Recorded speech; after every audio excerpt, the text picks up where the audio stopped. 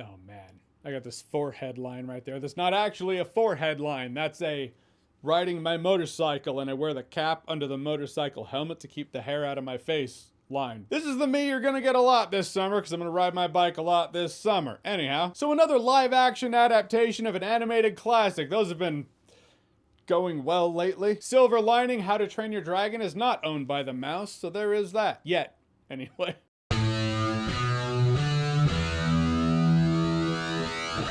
So this How to Train Your Dragon is a 2025 live-action remake of the 2010 classic animated film How to Train Your Dragon. 2010. This 2025 remake and the 2010 original is as far away as the 2010 original and Assassins, Braveheart, The Net, Batman Forever, Waterworld.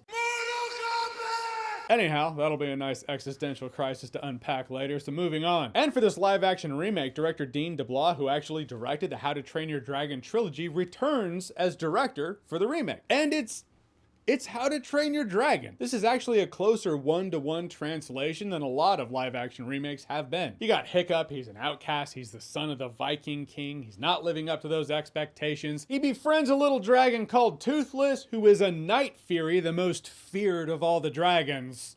And then he kind of changes the game of the village, though runs into some tension while doing it. And it was clear early on, a thing that would probably bother me in this movie is that it was taking longer to get to the point than the animation did. In terms of the characters, Mason Thames plays Hiccup. He was the kid from Black Phone, I guess.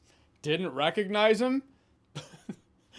They grow up so fast. But he actually had some big shoes to fill. Jay Baruchel as Hiccup is just kind of perfect in the animated version. The awkward feels awkward. The comedy feels like he could have very well ad-libbed a lot of the lines. If there is someone I could cast to voice a Viking, it would not be him, which is why he's perfect for Hiccup. But Mason Thames actually did a great job bringing that to live action. The awkward still felt awkward. Most importantly, the heart was there. That's really what we're here for. It's the heart between Hiccup and Toothless.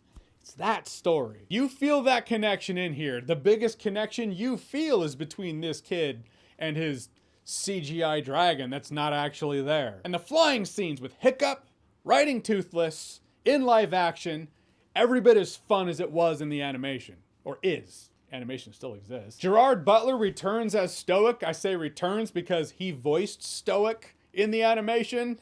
When we heard that How to Train Your Dragon was getting a live action adaptation, I feel like that's what we all thought. We were like, so Gerard Butler is going to be in it because animated Stoic's pretty much Gerard Butler. Segueing. I felt Astrid was pretty wooden in this movie, I'm going to be honest with you. Granted, Astrid's always been that really hard, wannabe best at everything. Personally seeing Hiccup as a rival and wanting to beat him at the games, though he's just gaming the game better. But in the animation, I remember her being a little more expressive. That's for everything else. And that's for everything else. I did not buy their romance or chemistry in this movie at all, which is a bummer because when you see interviews with the two of them, they do have good chemistry together. This movie apparently just didn't pull from any of it. Now, Astrid and Hiccup's romance has always played second fiddle in How to Train Your Dragon for me. It is a love story between a boy and his dog, who's a dragon, and the father-son story, that too. But I feel one of the things this movie does, to its detriment of the characters, pertaining to that in particular, is it wanted to show you more, so we have extra scenes in here with the youth. We see how it feels more like a high school cafeteria scenario in which all the cool kids led by Astrid are sitting over there and Hiccup's over here, he's away from them, they don't respect him, they don't like him. But it spends a lot more time showing how Astrid doesn't like or respect Hiccup, creating more of a chasm, but doesn't spend more time mending it, so when she gives him the kiss on the cheek, you're like, I kind of came out of nowhere. This is a case of the jokes that are here that were in the animation, they landed just fine. The new ones,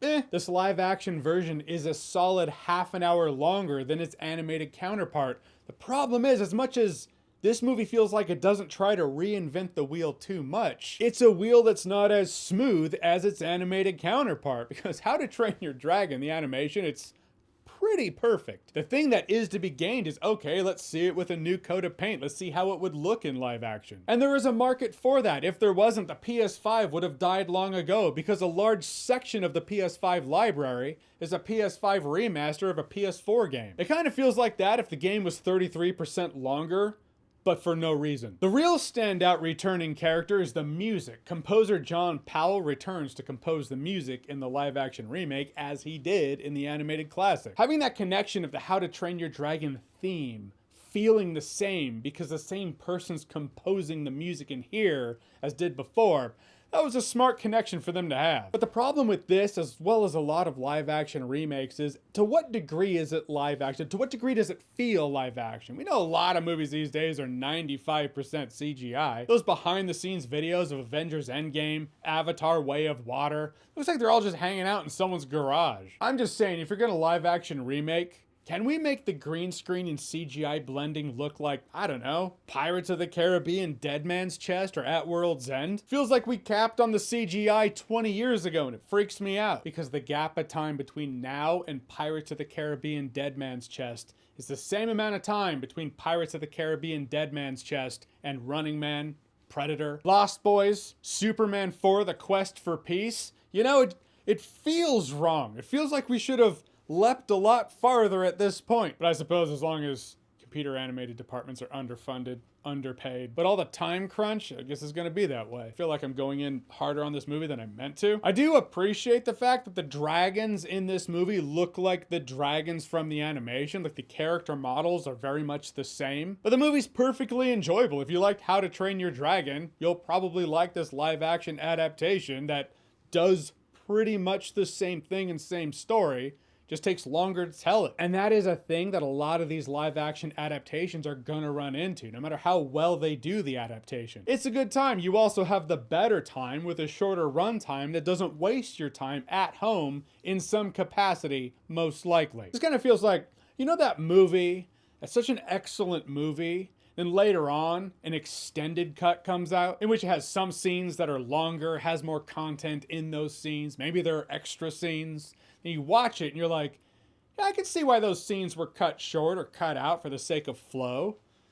I prefer the theatrical cut myself. That's what this feels like. This is like How to Train Your Dragon, the extended cut. It's worth checking out. Just wait for it to come out on streaming. What's the over-under? A month it'll be out on streaming? That's why more people don't go to movie theaters these days, because they're conditioned to be like, or I could wait a month and watch it at home. So How to Train Your Dragon, the live action remake, comes out this Friday, so at a point you do see it. What did you think about it? Or what's your favorite animation that, man, they should probably just leave alone because it's that good? Whatever it is, whatever you think, comment below, let me know. And as always, if you like what you've seen here and you want to see more, click right here to see more.